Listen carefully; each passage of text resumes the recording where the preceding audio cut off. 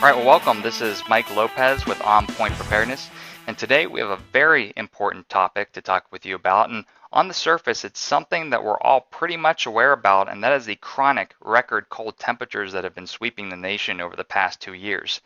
But what you may not know is that the cold temperatures are really only the tip of the iceberg. And if we really want to look deep into this, there is something much, much more significant on the horizon. And who better to talk to us about this topic is none other than John L. Casey. He is a scientist who is leading the global climate community on cold weather change. John, it's great to have you on the program. Thank you, Michael. Good to be here. So I'll tell you what, I have to refer to my clipboard here because you have a very impressive list of accreditations and achievements. I just want to go through this real quick. You are the president of the Space and Science Research Corporation. You're the chairman and CEO of the International Earthquake and Volcano Prediction Center. You are or were the former White House Space Program Advisor for the Bush Senior and Bush Junior administrations. You're the author of the book Cold Sun, which I've purchased, really great book. And you also have a new book coming out, which I believe was released in September, called Dark Winter. You're the editor of the Global Climate Status Report. It's produced by the world's leading scientists, and the best part is the only authoritative, non-government sponsored climate report published in the USA every 6 months. And lastly, you're the founder of the Global Cooling Awareness Project. It's a petition among those in the scientific community for those that believe in cold weather climate change. Well, I'll tell you what, I've been following the news for about the past 2 years. Drudge Report, CNN, RT, Fox News, InfoWars, you name it. And in singularity, they've all been talking about all these major record cold temperatures. As many of the viewers will know, we had the polar vortex last winter. We had what was called the poor man's polar vortex of the summer, where it was July and we were having temperatures, into the mid 50s in Ohio.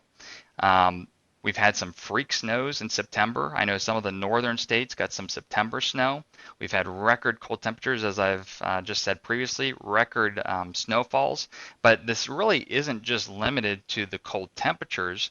What we're also seeing is some pretty significant earthquake and volcanic activity. And, just for starters, for earthquakes, we've had the Indonesian tsunami. There was the tsunami that caused the Fukushima incident. We had the earthquake that caused Haiti. And then most recently, a lot of viewers will know we had the earthquake in Napa, which was pretty unexpected. And then on the volcano side, there's been two pretty big volcanic eruptions, one in Iceland that was pretty massive, and then the second one was in Indonesia, and it was so massive that it actually grounded, several flights. And so, I've been following you for about, over a year now. I think it was summer of 2013. And the common theme that I'm reading along all these headlines is scientists puzzled, scientists bewildered. They can't put together the pieces of cold weather, earthquakes, and volcanic eruptions. And all the while, after reading your book and reading your research, I'm like, John knows the answer. So I really wanted to get you on to talk to my viewers. And for the people that really aren't aware of what's going on, I was hoping you could do, sort of like a 101 on your research with cold climate, what's causing it, and where we're headed. Thank you, Michael. I guess we have to step back a little and recognize that for the last 20 some years, we've been going down a path that says that mankind actually controls climate. And he does so by emitting CO2 gas as part of industrial greenhouse gas emissions. And of course, the UN, the US under President Obama have been eager to control industry and industrial output on this plan of helping the environment by shutting down CO2 emissions. That has been the main theme for many of the world's governments for the better part of 3 decades. We now know after $30 billion and 3 decades of research that, in fact, mankind's CO2 has very little to do with climate change. And what we have also found out is that it has always been the sun that's controlling the climate. And now that the sun is changing fundamentally in its energy output by which it warms us, going from a warming to a cooling period, we also find there are other effects tied to these transitions of the sun when it goes from global warming to global cooling. For the readers that don't know this, and please enlighten us. The sun goes through more than just one cycle. And one of the cycles that I'm aware of is this 13-year cycle. And as I referred to, there were scientists that said they were bewildered or confused because in that 13-year solar cycle, we were supposed to be at a solar max. We were supposed to see a lot of sunspots or a lot of sun radiation, and there really wasn't that much. But you had predicted this. That's correct. So bottom line is the energy output for this solar cycle has been a big surprise to everyone in the federal government, but not at all really that much of a surprise for those of us who follow solar activity on long-range cycle behavior. Let me go back to this 11-year solar cycle. Most people are aware of that, but most people are certainly not aware of more powerful cycles. There's a 60-year cycle, there's a 90 to 100-year cycle, and the one that we're facing right now is a 206-year-long solar cycle. That is a very powerful cycle, and it's the one that's now has already ended global warming and has now started a new global cooling or cold climate phase. And that's what I pretty much alluded to in the intro is, something really significant is on the horizon. You're talking about this 200 some year solar cycle and the implications of that. And, in reading your book and watching some of your other previous YouTube presentations, you talked about how this has been in history before. We've seen this. It's been documented. I think it was called the year without a summer. There was a period where the sun went into hibernation. I think it was called the Dalton minimum. Is that correct? That's correct. The last time the 206-year solar cycle was in cold phase was right after the 1800s. The actual period, we call it the Dalton minimum, but it was roughly from 1793 to 1830.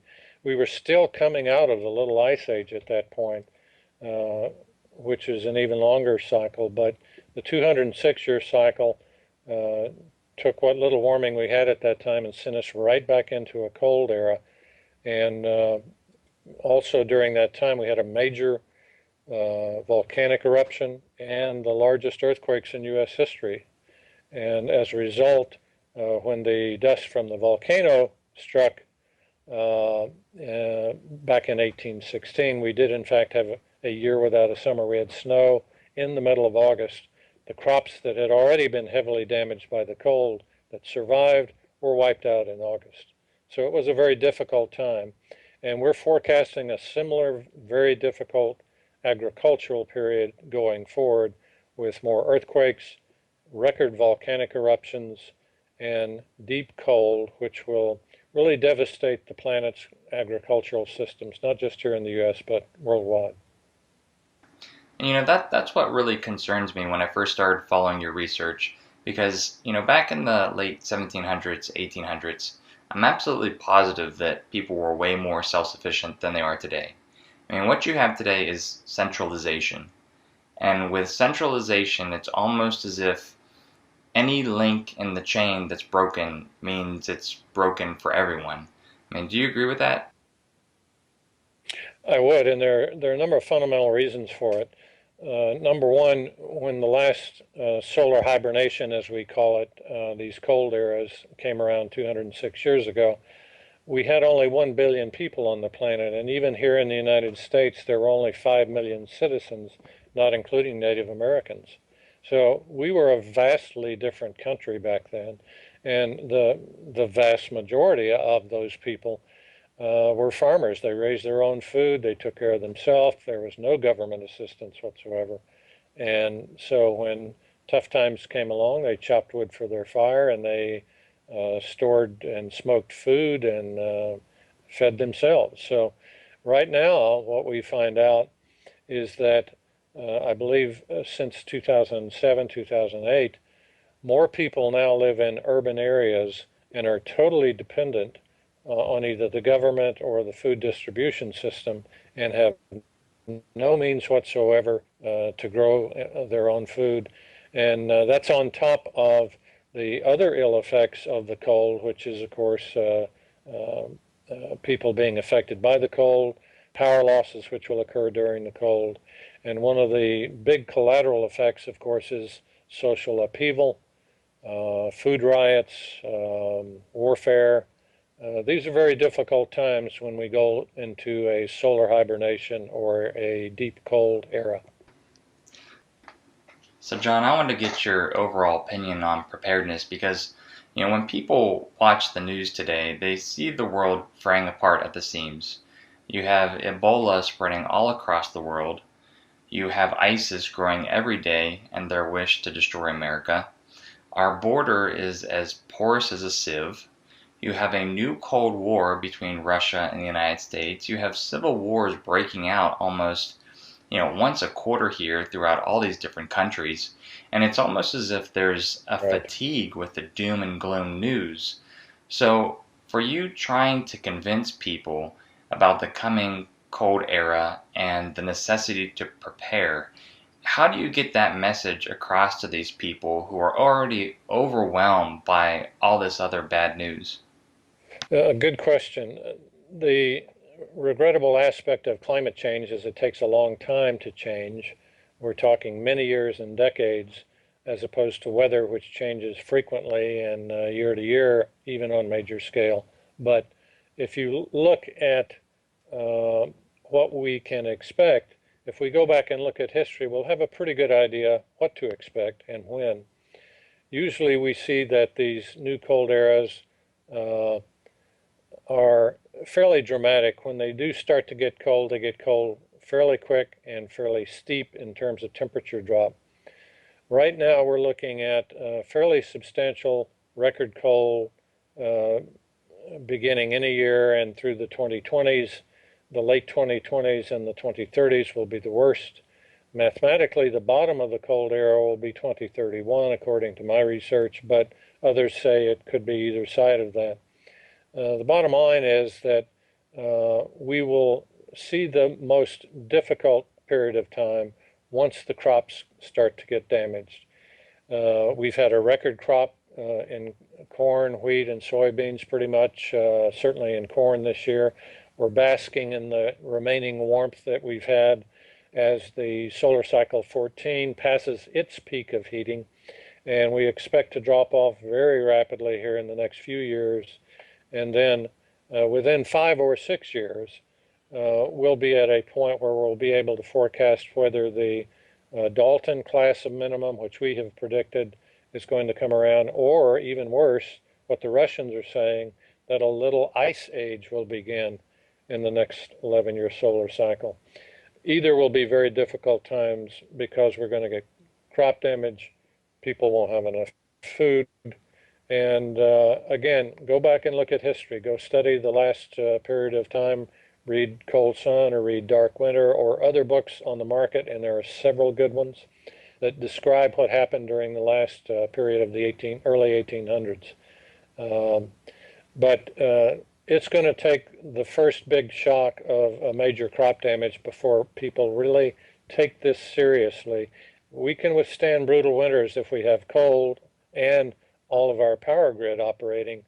But once we start to lose food and crops, either at the harvest time or in spring planting, which I think is the more challenging period, then things get serious and people stand up and take notice. Well, John, based on our discussion, with the coming cold era to last, over a decade plus, we're really in this for the long haul. So what are you doing yourself, and what are you telling your friends, families, and supporters to do in terms of preparedness?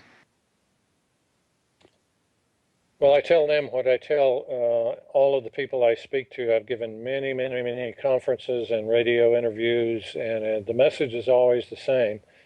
First off, go study history. Learn from those who've written about it, know what to expect. Then go ahead and get at least a 1 year food supply on hand so that you're not impacted by the initial panic that will come when the USDA says we've lost 30% or 50% of our corn and wheat crop, for example. Uh, most grocery stores have only a 3 day supply, and unfortunately, I suspect when the first panic hits, those store shelves will be bare fairly quick. So don't let yourself get caught up in that initial panic, um, because we will have very devastating cold years where crops are damaged heavily, but then we'll have a good year. So set aside something for the bad years and take the good years when you get them. Second thing is be prepared to defend your food supply. If we go back again and look at history, we find that the last time this hit, uh, people were robbed, they were killed, their stores were robbed, food trains on the way from the granaries to the cities were robbed. This can be a very difficult time, of course, when you have people trying to get food. And now, since so many people are dependent on the U.S. government for food, period, much less the fact that we've got so many people in urban areas now, this can be an even worse effect than it was the last time. The third thing is, look to your neighbors, your friends. Are they prepared? Anticipate what may happen. Down here in Florida is a good example. We've been through many hurricane seasons in the past, though not many recently, but especially during the 2004, 5, and 6 years, we had lots of hurricanes. It taught Floridians and many people living on the Gulf and Atlantic coast how to prepare for not having food or water or gasoline for a week, 2 weeks, or longer. That's just the kind of thing people need to get used to on a national scale, not just on a regional scale because of hurricanes. Because when these effects start, they are global effects. It affects every nation, and we need to recognize that our life will be different in the next 30 years for sure. Well, again, John, thank you for coming on the show. And to all the viewers who find this video, do heed John's overall message and warning about the coming cold climate. As John previously mentioned, do educate yourself. A great way to start is through John's book, Cold Sun. I found it to be a fantastic read. He also has his book, Dark Winter, released this September. I'm sure it'll be just as good as the first. And also you can download his Global Climate Status Report online. The links are in the bottom description of the YouTube. And always, thank you for donations and support for On Point Preparedness. Thank you, Mike.